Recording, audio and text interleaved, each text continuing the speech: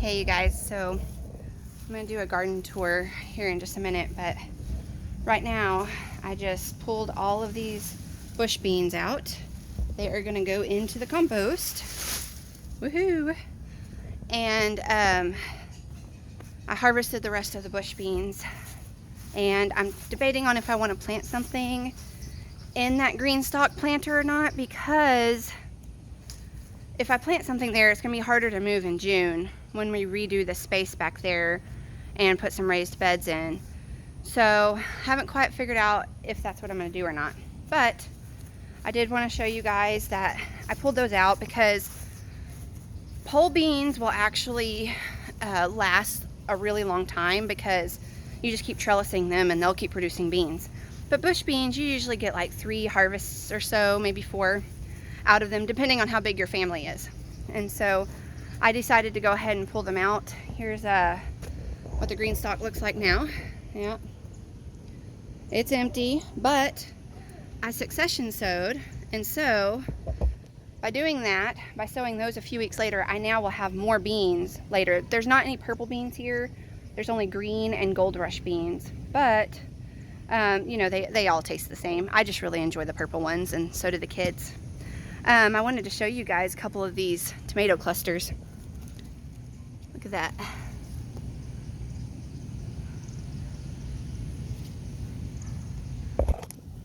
There's that one.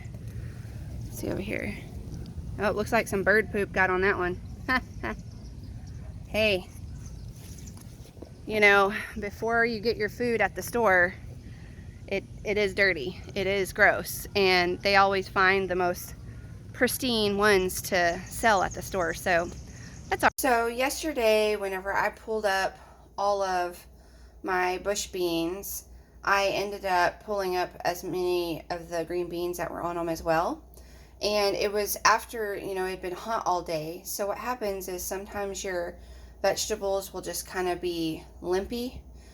All you need to do is honestly just soak them in some water, and they crisp right back up. And so, you know, soak that heat out, get that heat off of them, and it will actually help them just bounce right back. So that's what I did overnight, and we plan on eating this later. Yay! Bountiful harvest! My favorite color is pink, and I just think these are so lovely.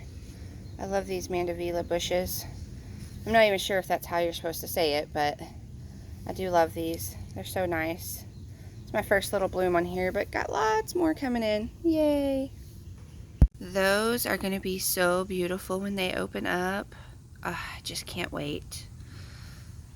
I know I've shown you guys my hibiscus once before, but when it opens, it'll be so gorgeous.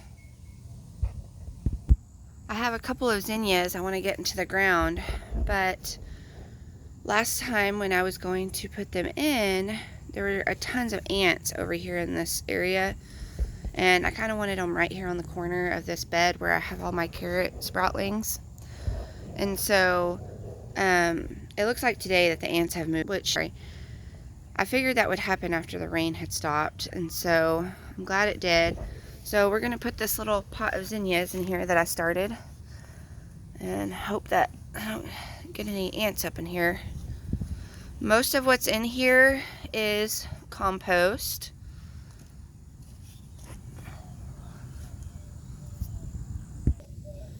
Most of what's in here, this bed over here, is compost. I think I did add a little bit of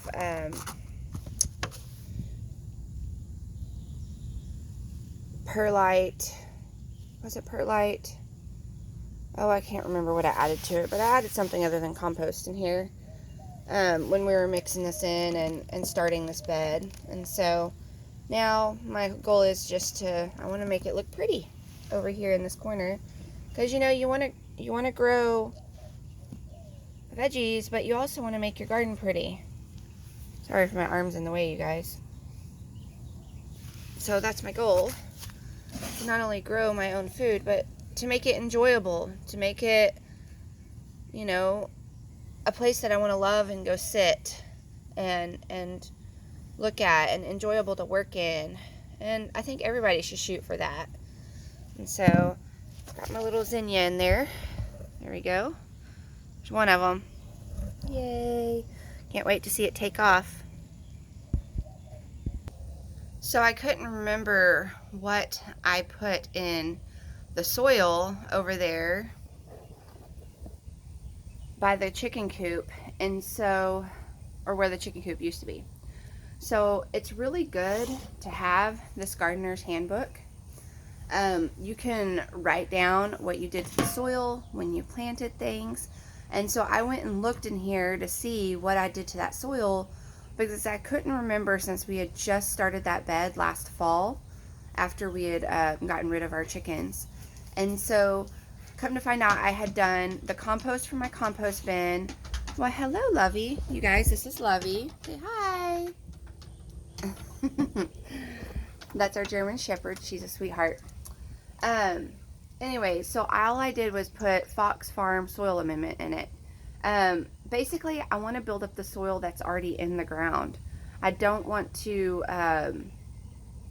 keep adding new bags of soil each year when I can use my own compost. So the goal is that as each planting season comes along over the spring and the fall, I will be able to enhance that soil each year, and hopefully by year 3 or so, that soil will be pretty well amended, pretty well taken care of, and I only have to do small amendments here and there for it.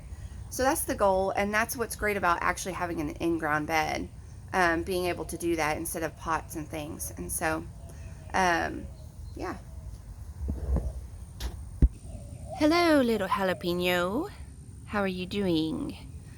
This cooler weather and rain has really gotten some of my plants off to a slow start, like this little jalapeno plant. This jalapeno plant seems to be faring much better, but I think it may actually get a lot more sunshine over here. So I think I'm going to end up moving the other one, maybe over in this area. Have some beets coming up. Yay! Can't wait to eat those. I'm probably going to either dry them and powder them, or I will put them into a smoothie, or we roast them, or even juice them. We love beets, or at least I do. I don't know about my kids. I've been procrastinating on this collard. It's ready to come out. It needs to go bye-bye. And so I am going to be pulling this up and putting it into our compost bin. I already grabbed all the seed pods that I wanted. I have quite a few seeds, so no need to keep on to this guy. I just keep forgetting to do it. And so he's going to come out, and I'm going to use that pot for something else. My cucumber is actually getting pretty big. It's branching out pretty well. And then I've got several squash. There's a little squash. Here's another crookneck squash over here. So, and as I told you guys before, I'm going to be taking these sweet peas out soon. Sugar snap peas, sorry. Because of all of this right here, you can see where the rain has just made it mildewy and all gross. And I'll probably do that tomorrow. That'll probably be the best time to do that. So I did end up coming over here, and I had so many weeds in with the asparagus because I hadn't had an opportunity to really weed it with all the rain and everything that had been back here. So I went ahead and mulched it, weeded it, and then mulched it. And so now it looks pretty dandy. So for those of you who don't know, asparagus from seed takes 3 years. But once you do it, you'll have an asparagus harvest for, I don't know, at least 10 years. You'll have it for a long time. And we eat a lot of asparagus, so that it would be a true blessing for our family. So our yard is still pretty mushy, pretty gross. My garden is not. As a matter of fact, parts of my garden in certain areas actually needed to be watered. So the green stalks needed to be watered, so I did that. And over here I've got my little tomatillos growing. Can't wait to make some salsa verde. I got these little guys in here. And so, see, little tiny tomatillo in there. Not ready until that husk splits apart. Or even better yet, if it falls to the ground and the husk is split apart, that's primo perfect.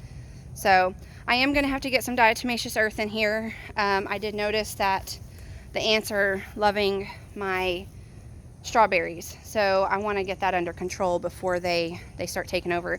So I ended up purchasing some food grade diatomaceous earth, and that will help rid of those issues.